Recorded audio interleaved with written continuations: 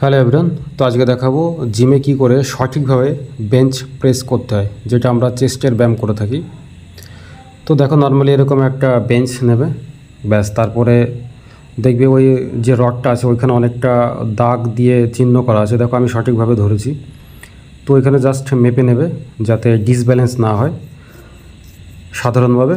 তো নিয়ে ওয়েটটাকে ক্যারি করবে যে যতটুকু পারো। তো আমি এইটুকু রিকোয়েস্ট করবো সবাইকে, যে অন্তত দেখা যাচ্ছে 50 কেজি নিয়ে 20 বার 25 বার মারছো এমনটা না। আবার কেউ দেখা যাচ্ছে যে 10 কেজি নিয়ে 100 বার মেরে দিচ্ছ, সেটাও না। নিজে দেখা গেলো যে ওয়েটটা 50 কেজি তুমি ক্যারি করতে পারো, তো তার থেকে একটু কম নেবে, 40 থেকে 45, ব্যাস। 12 থেকে 15টা রেপিটেশন করবে।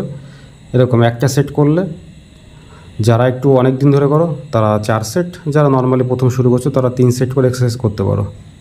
তো 12 থেকে 15টা আস্তে আস্তে ওয়েট 2 কেজি 2.5 কেজি করে তোমরা অ্যাড করবে এবং রেপিটেশন 2টো করে একটু কমাতে থাকবে। তাহলে দেখবে আরও যত যাবে, মানে কয়েকটা রেপিটেশন হবে, দেখবে চেস্টের উপর আরও